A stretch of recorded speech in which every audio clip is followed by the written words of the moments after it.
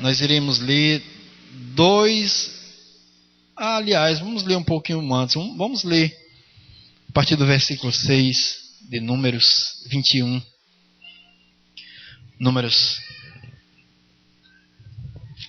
21, 6. Os irmãos abriram. Bem.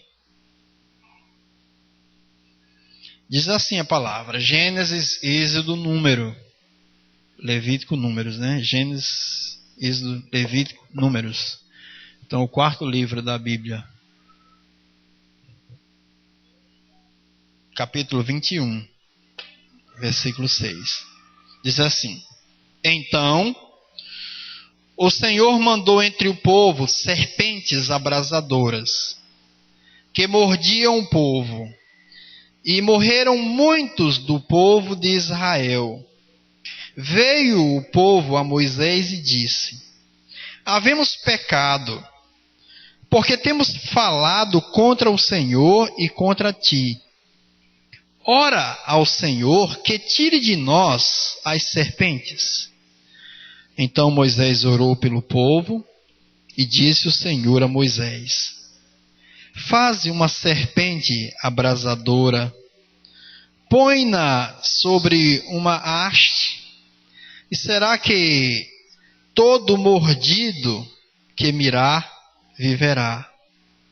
Fez Moisés uma serpente de bronze e a pôs sobre uma haste.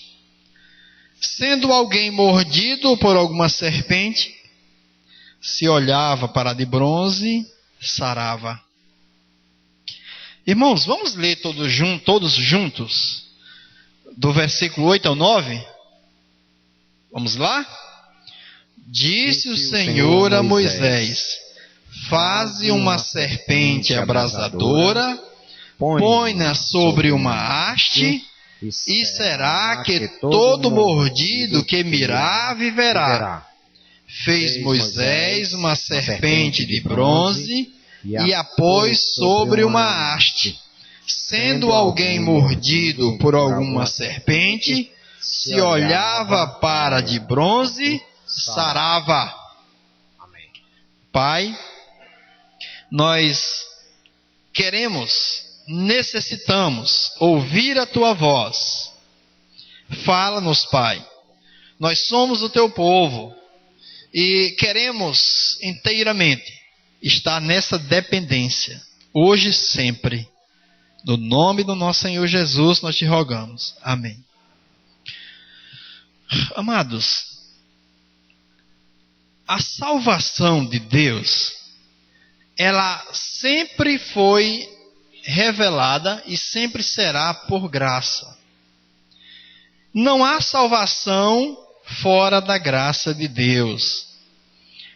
Toda a Bíblia, apesar de que a Bíblia, eu queria pedir para o irmão Kélio abrir no Salmo 63:3, toda a Bíblia, ela revela o que há no coração de Deus. Deus é um Deus que tem falado, e o seu povo, ele tem sido exortado a dar ouvidos ao Senhor. E veja o que diz aí o irmão no Salmo 63:3. Porque a tua graça é melhor do que a vida, os meus lábios te louvam. Amém? Esses salmos, ele foi proferido ali no deserto de Judá, quando Davi, ele fugia dos seus inimigos. E o nosso irmão Davi, se você ler esses salmos, ele vai dizer no início: a minha alma anela, a minha alma tem sede de ti. Eu fico observando a experiência desses irmãos, e foram irmãos que tiveram uma experiência profunda no Senhor. Eram irmãos que eles podiam sentir o pulsar do coração de Deus. Eles sentiam quando Deus se entristecia. Eles percebiam quando algo alegrava o coração de Deus.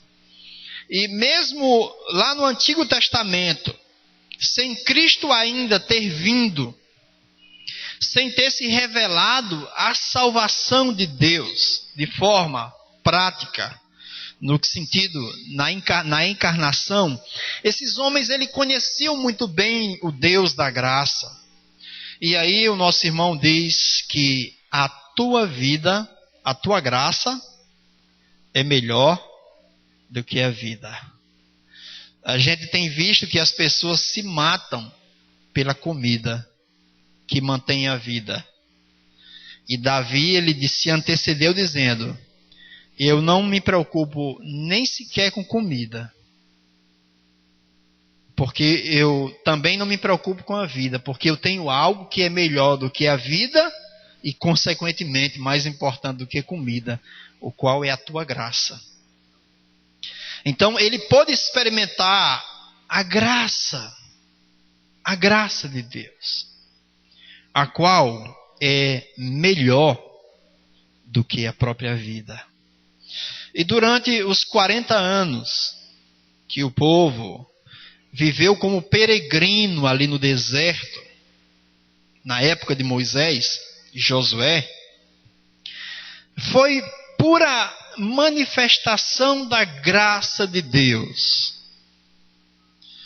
Um povo contradizente, um povo que sempre estava olhando para trás, mas ao mesmo tempo o Deus de misericórdia e de graça. O Senhor Deus, irmãos, aliás, tem nos chamado para viver num paradoxo. O Senhor Deus tem chamado por graça um povo. E de vez em quando nós, como povo de Deus, nós estamos meio que de leve, murmurando. Como meio que de leve? Porque às vezes mesmo os que são espirituais, eles ficam olhando para aqueles que eles denominam não espirituais, porque os não espirituais não querem caminhar. E isso é perigoso, porque o irmão Paulo, ele diz, se eu não me engano em Filipenses, ele diz: eu prossigo para o alvo. Você vê o irmão Paulo dizendo ali em Timóteo: todos da Ásia me abandonaram. Todos me abandonaram. Inclusive os irmãos, os quais para ele eram preciosos e até discípulos, o abandonaram. Mas esse irmão dizia: eu olho para frente, eu tenho um alvo, uma meta. Eu fui conquistado por Cristo para conquistar algo, e esse algo é Cristo. Então ele disse: eu prossigo. Então nós não podemos murmurar, nós não podemos nos queixarmos de ninguém, porque o nosso foco é prosseguir. Vocês lembram de Josué? Eu não sei vocês, mas eu e a minha casa serviremos ao Senhor. Então, mesmo em meio de pessoas que queiram ou vivam retrocedendo, nós não podemos sequer questionar ou reclamar dessa situação, porque o foco é nós mesmos. Se eu estou prosseguindo ou não. Para isso o apóstolo diz: olha, eu esmurro meu corpo, eu domino meu corpo, eu me proponho meu corpo à servidão, ando com muita disciplina, cuidando para que, mesmo eu pregando a muitos, não me encontre desqualificado. Então ele era um homem que tinha uma preocupação com ele mesmo. Eu estou prosseguindo. Nós temos que ganhar de Deus essa visão. Eu estou prosseguindo, eu estou caminhando, eu estou avançando para aquilo pelo qual eu fui conquistado, mas às vezes nós fazemos conjecturas altamente positivas de nós e, ao mesmo tempo, sumamente negativas dos outros. Isso é um perigo, porque nós estamos entrando por um caminho muito perigoso que pode nos levar ao entristecimento, à soberba, ou a não cuidarmos de nós mesmos. Então, a salvação, ela é totalmente pela graça de Deus, e que esse texto aí que nós lemos, texto inicial de Números, para quem não estava no início, ele nos emana muita luz, ele é uma intervenção da graça de Deus, ele é como um farol na escuridão, a nos trazer luz acerca dessa graça de Deus. E vamos voltar lá para Números 21, para que a gente possa considerar algo que foi pedido, novamente em Números 21, algo que foi pedido pelo povo. Por favor, meu irmão, leia o versículo 7. Veio o povo a Moisés e disse: havemos pecado, porque temos falado contra o Senhor e contra ti. Ora, ao Senhor que tire de nós as serpentes. Então Moisés orou pelo povo. O povo pede a Moisés que rogue a Deus para que Deus tire as serpentes. Moisés vai a Deus com com a intenção de pedir a Deus que tire as serpentes. Irmãos, e essas serpentes, ela nada mais é do que o início da misericórdia de Deus. Isso nos lembra uma oração que Paulo fez. O irmão Paulo teve uma revelação, ele foi arrebatado, e ele teve uma visão, e ele disse: não é lícito comentar aos homens o que eu vi. E no mesmo instante, ele narra que o Senhor envia um mensageiro da parte de Deus, um mensageiro de Satanás, para esbofetear o seu corpo. Nós não sabemos o que foi esse esbofetear o seu corpo.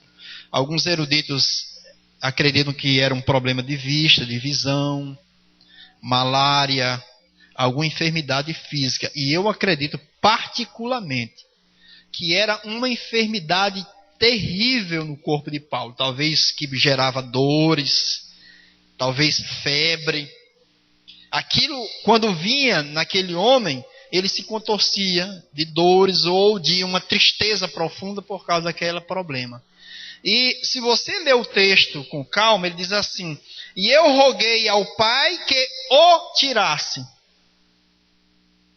Que tirasse o mensageiro que humilhava o seu corpo. Mas antes ele diz: ele enviou para que eu não me ensoberbecesse com aquela visão. Porque quando nós temos um pouquinho de visão, Marcinho, eu estou falando contigo porque tu está rindo, está entendendo. Eu estou vendo no teu olho, tu está compreendendo. E quando nós temos um pouquinho de visão, nós logo, puxa vida, olha, ninguém vê o que eu vejo. Ninguém percebe o que eu percebo. Isso, Paulo corria esse risco também.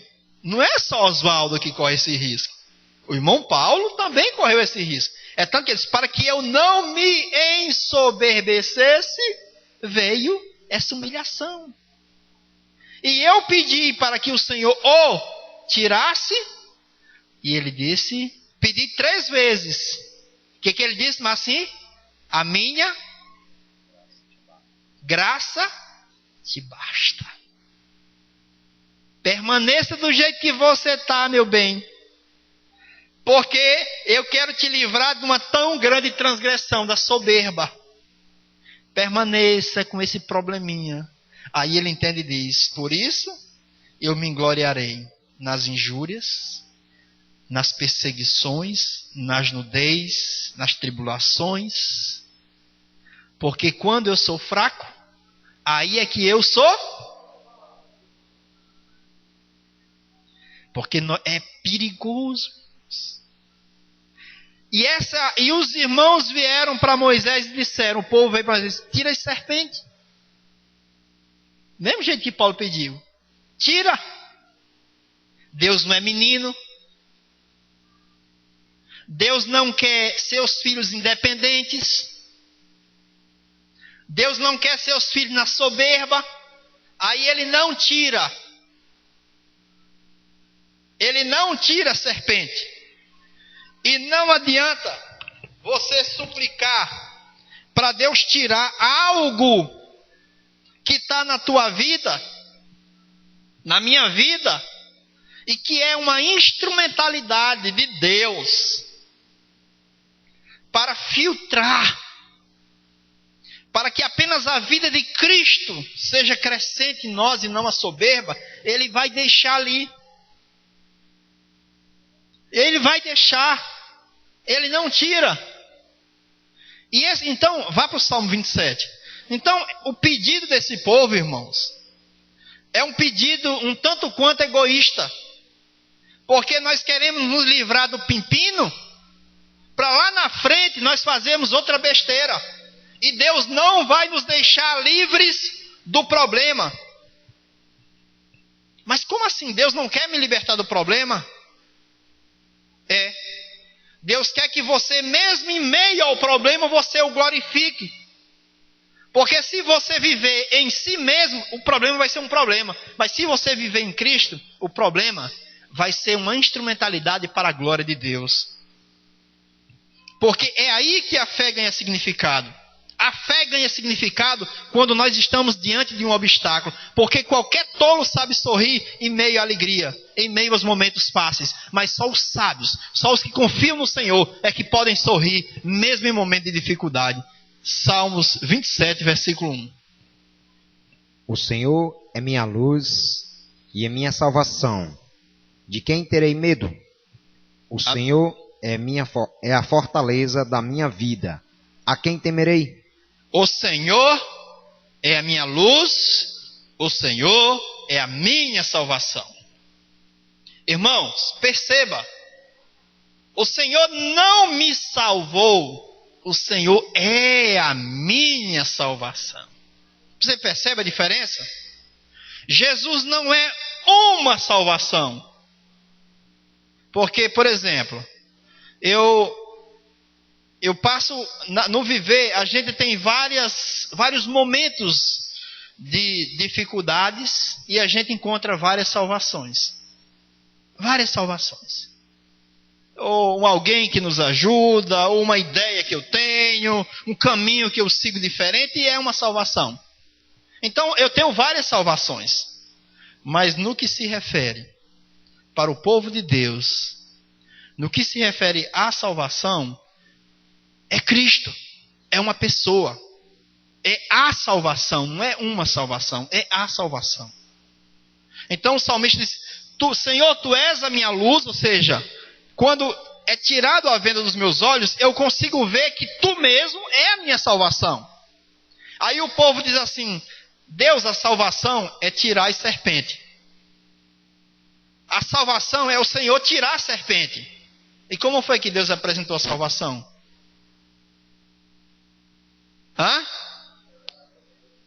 Então vamos ver o versículo 9 de 1 Crônicas 21, 9. Aliás, Números. Qualquer irmão pode ler. 21, 9.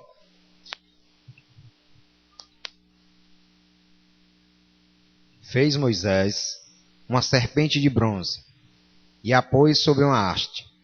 Sendo alguém mordido por alguma serpente, se olhava para a de bronze, sarava. Amém? Deus não tira a serpente. Igual a Paulo, permanece aí o espinho na carne. O Senhor não tirou a serpente. O Senhor disse: quando alguma serpente picar, porque eu achava que quem olhava para a serpente de bronze não era picado. Não, não é isso. Olhava, se alguma serpente picar, se olhar para de bronze, não morre. Então, a salvação não é tirar as serpentes abrasadoras. A salvação é olhar para Cristo. Foi assim que o Senhor começou ou continuou a ensinar o povo de que Ele mesmo era a salvação do seu povo. Deus não tem como propósito de nos salvar do poder do inferno e nos deixar livre para dependermos do acaso ou para dependermos das nossas habilidades. O Senhor nos tirou do império das trevas e Cristo mesmo veio ser a nossa vida para que nós continuemos a sermos libertos, livres pela vida de Cristo. Os irmãos entendem? Isso é dependência, irmãos. Dependemos do começo, no meio e no fim. Lá em Hebreus diz que o Senhor Jesus, Ele é aquele cuja causa todas as coisas existem e por meio de quem tudo é mantido. Jesus, Ele é a causa das coisas existirem. Colossenses diz que todos nós fomos feitos por Ele. Então, Jesus é a causa de tudo. Jesus Cristo, Ele é tudo. Então, o que o Senhor está nos levando, está nos fazendo compreender aí, é que Ele tem nos tirado das mãos do inimigo, para que nós vivamos inteiramente em sua dependência. Nós iremos abrir, antes de Miqueias, tem Jonas, capítulo 2, antes de Miqueias, Jonas, capítulo 2, lá nos profetas menores, ele foi aquele homem que foi enviado para Nínive. Só que o povo de Nínive era um povo cruel. Conta-se que o povo de Nínive, eles tinham o hábito de oferecer crianças como sacrifício de forma cruel nos altares de idolatria. Então o povo de Nínive era mais ou menos parecido com uma lenda que contam de Lampião, que dizem que Lampião jogava uma criança para o alto e a parava na ponta de uma faca. Isso é a história que conta. Mas conta que o povo de Nínive era um povo cruel. E quando Jonas, ele é enviado para essa cidade para proferir uma palavra de juízo de Deus, e ao mesmo tempo que se houvesse um arrependimento, haveria misericórdia, e Jonas diz: eu não irei. Porque Jonas, ele não queria crer que o povo de Nínive merecia misericórdia. Ele não queria crer que Deus era a salvação. E Deus, por misericórdia, coloca Jonas na barriga, no ventre de um peixe. E ali no capítulo 2 de Jonas, nos fala de uma oração que esse homem fez na barriga, no ventre de um peixe. E o irmão irá ler para nós. Quem não achou, escuta. 2, a partir do 5. As águas me cercaram até a alma, o abismo me rodeou, e as águas se enrolaram na minha cabeça. Desci até aos fundamentos dos montes, desci até a terra, cujos ferrolhos se correram sobre mim, para sempre. Contudo, fizeste subir da sepultura a minha vida. Ó Senhor, meu Deus, quando dentro de mim desfalecia a minha alma, eu me lembrei do Senhor. E subiu a ti a minha oração no teu santo templo. Os que se entregam à idolatria vã abandonam aquele que lhes é misericordioso. Mas, como a voz do agradecimento, eu te ofereci sacrifício, o que pagarei. Ao Senhor pertence a salvação. Amém? Porque ao Senhor pertence a salvação, irmãos. A salvação pertence ao Senhor. Você percebe que no versículo 8 ele diz que Deus, quem abandona, quem se entrega à idolatria vã, abandona aquele que lhes é misericordioso. Era exatamente o que Jonas não queria crer, que Deus seria capaz de praticar misericórdia ao povo de Nínive. Jonas, ele diz, quando eu desci à sepultura, Jonas já se considerava morto, irmãos. Na barriga, ele fala que as algas cobriram a sua cabeça, seu pescoço. É como se os ferrolhos fechassem sobre ele na sepultura. Mas ele se lembrou do Senhor. Ele se lembrou que o Senhor é misericordioso. E ele se lembrou e ele creu que ao Senhor pertence a salvação. Amém. Oh, irmãos. Irmãos, em momento algum, irmãos, nós podemos esquecer disso, que ao Senhor pertence a salvação. Irmãos, isso é dependência. Dependência, amados. O Senhor quer nos manter sob dependência plena e total dele, irmãos.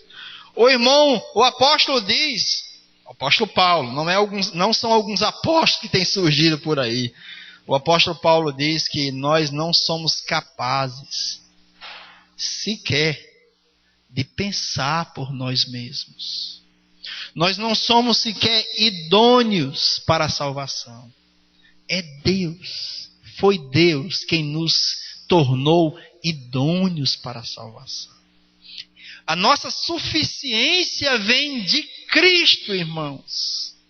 E no momento que eu pensar, que eu desejar sair dele, irmãos, eu vou me encontrar com a minha miséria.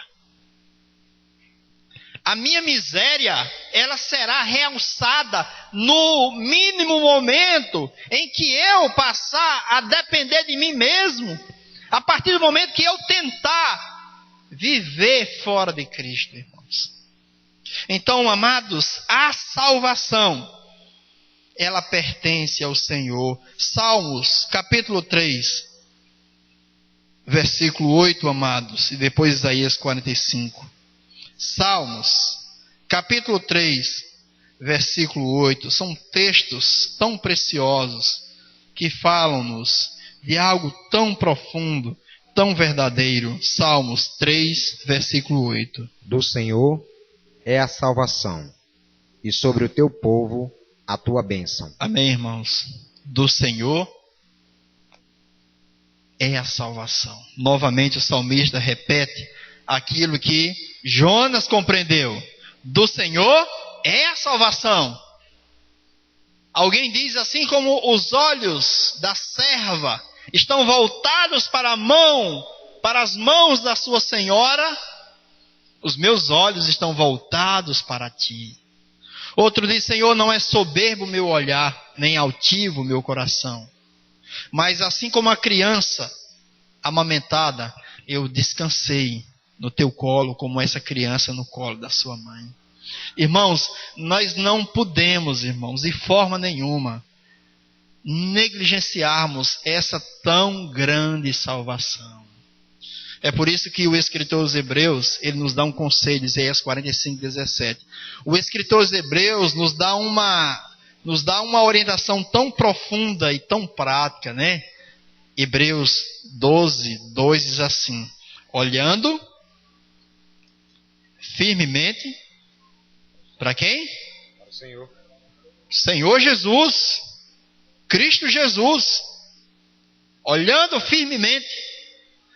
Esse verbo, eu não entendo muito bem, mas já ouvi alguém ensinar isso e eu decorei, que esse verbo, olhando, andando, passando, recreando, falando, está no gerúndio, né, professora Rosângela? está no gerúndio. Então ele dá uma ideia de continuidade. Quando aquelas moças dizem lá do outro lado da linha telefônica, eu vou estar passando a sua ligação para o setor de cobranças. Ela quer dizer, eu estarei o dia todo passando a sua ligação. Você vai ter que ficar o dia todo aí porque eu estou passando. Gerúndio dá uma ideia de continuidade ininterrupta. E aí, irmãos, o Senhor diz, o Espírito diz, olhando,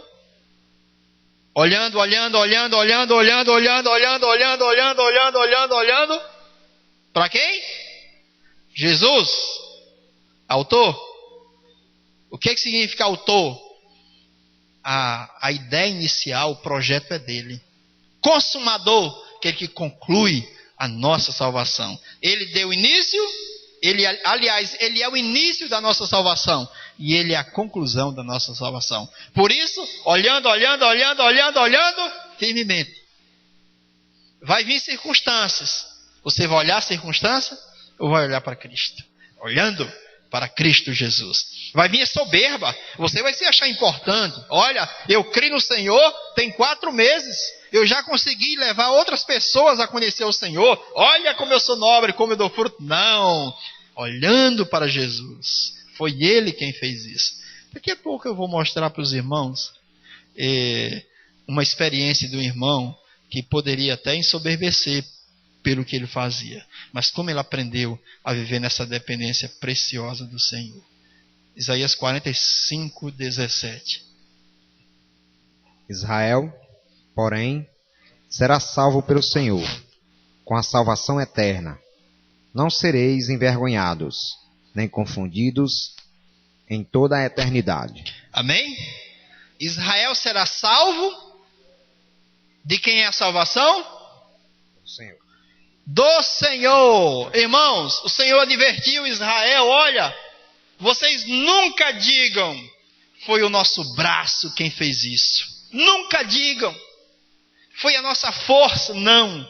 Mas tão somente o Senhor, irmãos. O Senhor é tudo em todos. Amados, a nossa vida, ela tem que ser vivida na revelação de quem é Cristo para nós. Sabe, irmãos? Ali o irmão Paulo, quando ele diz em Gálatas, você vai abrindo em Atos 19, que é o texto que a gente vai mostrar, Atos 19, a experiência do irmão. Quando Paulo diz ali em Gálatas 2:19, ele diz, porque eu, mediante a lei, morri para a lei, a fim de viver para Deus. Estou crucificado com Cristo. E logo, já não sou eu quem vive, mas Cristo vive em mim. Oh, irmãos, esse irmão disse, não sou eu quem vive, mas é Cristo quem vive em mim. Então, isso é maravilhoso quando alguém percebe isso. E esse mesmo irmão que falou isso em Gálatas 2, 19 e 20, é esse quem vai nos dar aqui, pelo Espírito, um exemplo maravilhoso de dependência do Senhor. Atos 19, Atos dos Apóstolos, capítulo 19, Atos. Meu amado, leia por favor, a partir do versículo 11. Atos 19, versículo 11. E Deus, pelas mãos de Paulo, fazia milagres extraordinários, a ponto de levarem aos enfermos lenços e aventais do seu uso pessoal, diante dos quais as enfermidades fugiam das suas vítimas, e os espíritos malignos se retiravam. Pare aí.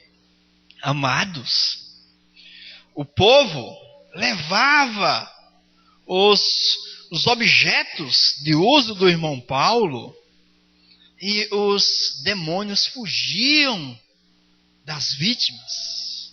Haviam prodígios maravilhosos. Então, que coisa maravilhosa. Eu entendo que isso aí, irmãos, é muito perigoso, porque quem é que não gosta de ser o Ibope, né?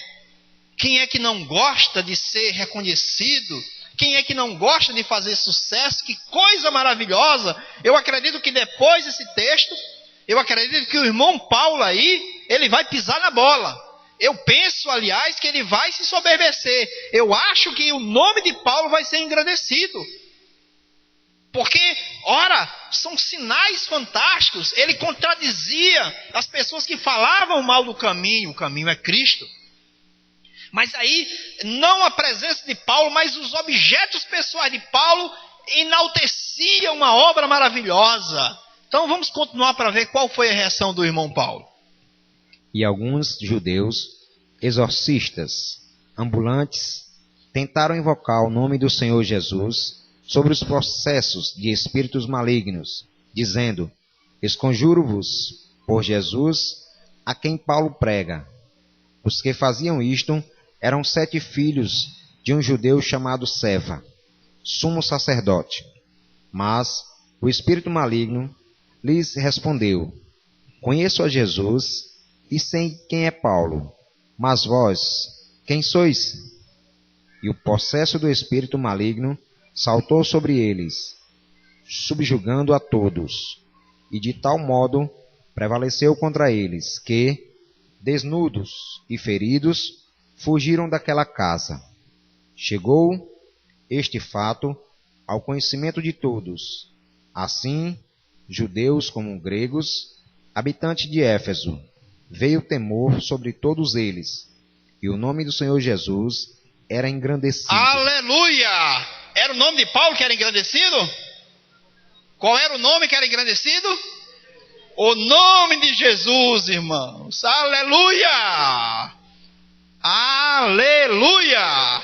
Eu imagino, irmãos, isso aí não foi só a cooperação do Espírito Santo. A gente está vendo aí alguns textos, poucos versículos, mas eu acho que nesse meio termo aí, eu creio que não foi narrado, mas eu acho que o irmão Paulo, aqui é um pensamento meu, eu acho que o irmão Paulo, ele fez alguma coisa parecido com aquilo que Paulo e Silas fez na porta do templo, na porta formosa, quando vieram sacrificar para ele, dizendo: olha, aqui nós temos Júpiter e Mercúrio, e ele logo rasga a roupa e se escabela dizendo: olha, não fomos nós quem fez isso. Sabe quem foi que fez isso? Aquele que vocês crucificaram. Pelo seu poder e virtude, ele curou esse homem que agora vocês veem sã. Então eu imagino que o irmão Paulo, ele não pisou na bola, ele não se mostrou como cara, ele mostrou quem ele era, homem sujeito às mesmas paixões que nós. E ele disse: é Jesus. É o Cristo de Deus, é aquele que Simeão, lá em Lucas 2 diz: agora despede o teu servo em paz, porque os meus olhos viram a tua salvação. Cristo é a nossa salvação, Ele que tem que ser engrandecido, toda a glória para Ele. Olhai para Ele, para homem algum olhe, olhai para Cristo Jesus. Oh, irmãos, isso é precioso, irmãos. Irmãos, o que você está fazendo hoje? Para quem você está fazendo? Alguma obra? Algum congregar? Algum compartilhar? Para quem que você está fazendo? Se você está fazendo para você mesmo, a partir de você mesmo, isso é palha.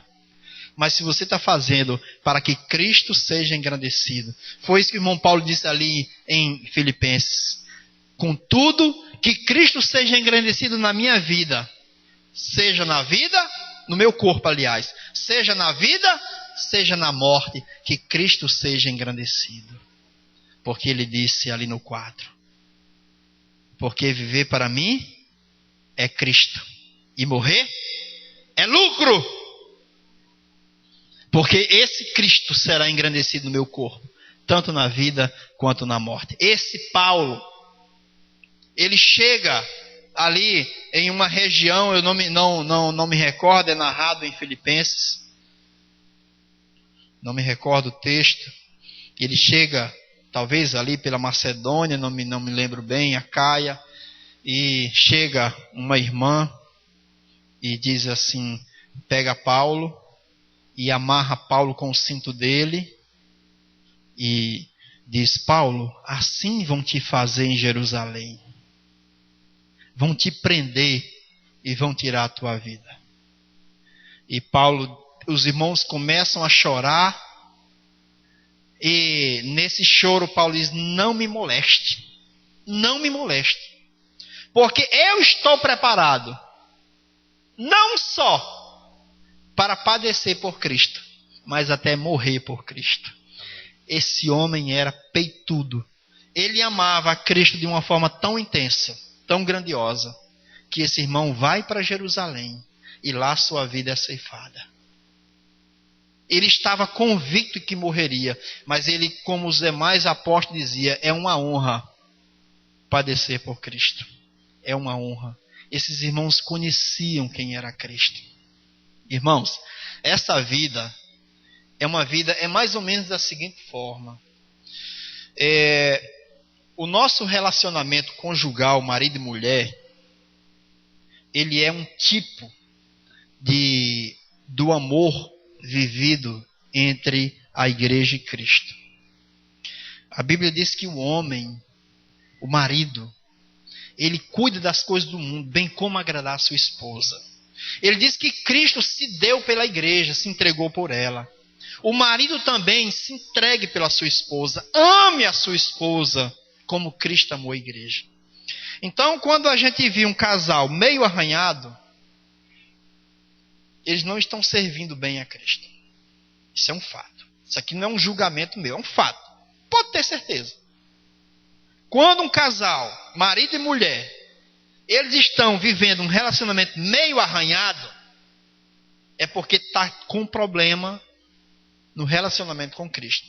Mas quando vocês virem um marido e uma mulher se entregando um pelo outro, aquela cumplicidade, o marido amando a mulher em obediência ao marido, os dois uma só carne, carne da mesma carne, osso do mesmo osso, fala: esse aí, essa conhece a Cristo, essa ama a Cristo.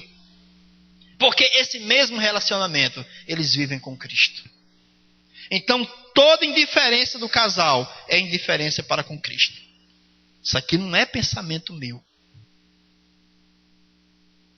Isso aqui é uma verdade bíblica. Se você ler Efésios com cuidado, você vai entender isso. Então, amados irmãos, a igreja, ela não é algo humano.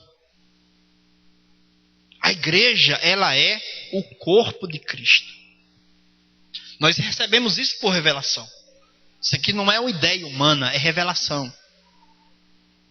A igreja, ela deve ser uma expressão da vida de Cristo. Vocês lembram daquela frase que Paulo diz ali em Coríntios?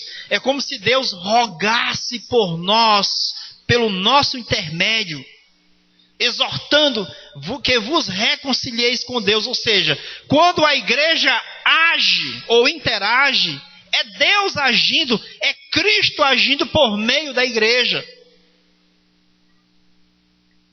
E Cristo age na igreja, não é de forma individual, de forma coletiva. A justa cooperação de cada parte. Falando nisso, a gente está misturando alguns assuntos, mas tudo tem a ver com a vida de Cristo em nós. Eu estava meditando por muito tempo eu me intriguei. Por que alguns apóstolos chegavam em Samaria, nos próprios irmãos em Efésio, e acontecia uma coisa interessante. Ele dizia: vocês receberam o Espírito quando creram? Aí lá em Samaria disseram: nós nem ouvimos falar que tem Espírito. Fomos batizados no batismo de João, mas não sabemos que tem Espírito. Aí os irmãos os batizavam em nome de Cristo, impunham as mãos e eles recebiam o Espírito Santo. Meu Deus. A partir daí criou-se a doutrina pentecostal, de que você só é batizado no Espírito Santo quando fala em línguas. Mas graças a Deus, que Deus é o Deus que fala com o seu povo. E Deus, por que isso? Eu quero saber, porque se isso aí realmente é o batismo com o Espírito Santo, eu também quero receber. E o Senhor me mostrou que o porquê disso. Se você observar, esse fenômeno só aconteceu com não-judeus. com não-judeus. E por que isso aconteceu com os não-judeus? Muito simples. O quartel-general era em Jerusalém. Os apóstolos e discípulos em Jerusalém. Dali o evangelho sairia como expansão, mas não para formar comunidades independentes em si, mas para formar um só corpo, judeus e não judeus. E quando aqueles discípulos, apóstolos judeus, iam a essas regiões, com isso eles entendiam que eles eram um com os judeus. Eles eram um com aqueles que o Senhor havia posto como coluna, que havia uma interdependência, que o samaritano não deveria ser independente do judeu, que o judeu não deveria ser independente do samaritano, mas que agora não existia mais gregos, nem judeu, nem bárbaro, servo livre, macho ou fêmea, mas Cristo é tudo em todos. E acaba com essa coisa de independência, mas de dependência, porque nós somos membros uns. Então essa ida dos judeus, discípulos e apóstolos, para outras regiões da Galácia, da Macedônia, e iam levando o batismo em nome do Senhor Jesus e a descer do Espírito Santo, era uma forma de demonstrar que agora todos eram um só em Cristo Jesus. Isso acaba totalmente as nossas ações independentes. Nós não podemos agir de forma nenhuma independente. E se nós temos revelação disso, na hora que nós agimos de forma independente, isso que nós fizemos não nos satisfará. Porque só nos satisfaz aquilo que satisfaz o coração de Deus. Aquilo que não satisfaz o coração de Deus nunca satisfará o nosso coração. Então a vida cristã, irmãos e irmãs, é 100% dependência. Dependência de Abba. Vamos ler Colossenses 2,6. Dependência de Abba. Dependente do corpo de Cristo, o qual é a igreja. Irmãos, só tem um caminho. Nós não podemos trilhar um caminho diferente. Aquela visão de Jacó era a visão que Betel era a porta do céu. Ali havia uma escada. E ele treme diante daquela visão. Ele diz: aqui é a porta do céu, é a casa de Deus. A igreja, irmãos, é a casa de Deus. Se alguém quer ser salvo, tem que se agregar à igreja. Tem que se agregar ao corpo de Cristo. Ninguém é salvo independente. Tem que estar agregado no caminho, o qual é Cristo. E Cristo está aqui na terra através do seu corpo coletivo, o qual é a igreja. Amém? Colossenses 2,6. Ora, como recebestes Cristo Jesus, o Senhor, assim andai nele. Assim como recebestes Cristo Jesus, o Senhor, assim andai nele. Irmãos, eu recebi o Senhor por fé. Eu recebi o Senhor por fé, no momento de necessidade de um pecador falido, miserável, que fora de Cristo é miséria. E agora eu devo andar nele da mesma forma. Por fé. É por isso que é olhando, porque o andar por fé. Eu não posso andar na minha força, na minha energia, na minha intelectualidade. Eu não posso andar por mim mesmo em momento algum. Assim como eu recebi o Senhor, eu devo andar nele, constantemente, por fé, com temor. Porque o Senhor nos elegeu antes da fundação do mundo. Para que, Jacinta? Para sermos, ali Efésios 1,4, que nós lemos lá. Assim como nos escolheu antes da fundação do mundo, Para sermos santos e irrepreensíveis diante dele em amor. O Senhor nos comprou antes da fundação do mundo para sermos santos e irrepreensíveis diante dele em amor, em caridade. Esse é o propósito de Deus. Deus vai mudar quando esse propósito? Nunca.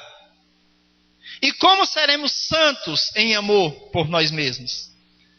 Eu não sei se todos aqui já se conhecem, mas eu estou passando a me conhecer. Eu estou começando a entender o que tem na minha carne, quem sou eu. E eu estou com medo de mim. Lutero disse, eu tenho mais medo de mim, do meu coração, do que todos os cardeais e o Papa juntos. Lutero temia mais ele mesmo do que todo o exército de Roma na época da perseguição. Irmãos, e a gente tem visto, né, Nozinha, que o problema somos nós mesmos. Nós aqui somos o problema. Nós aqui somos toda a causa. Então, por isso, irmãos, que nós não podemos nos estribar em nós mesmos.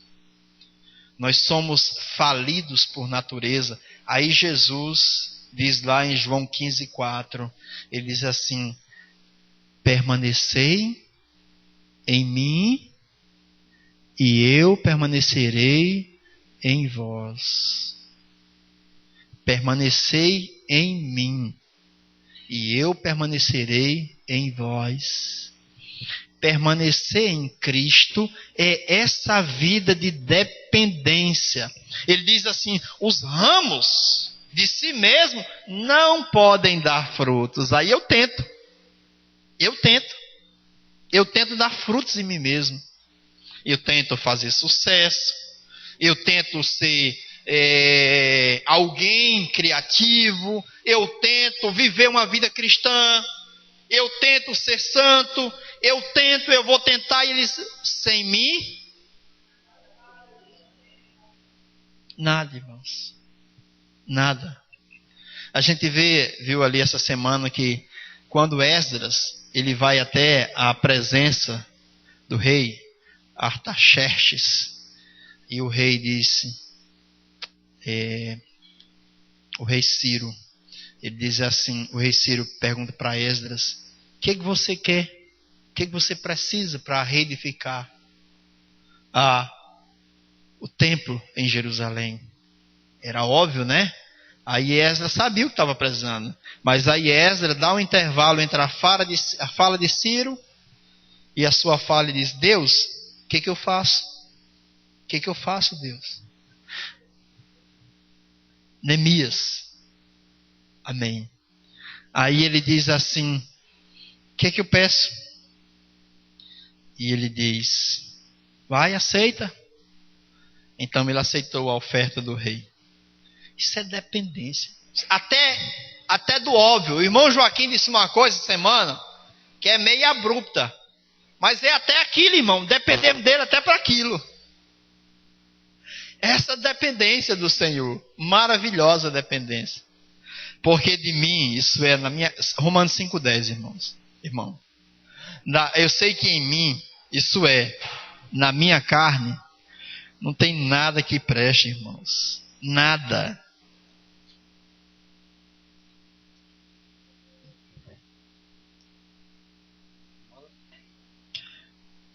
Romanos 5,10.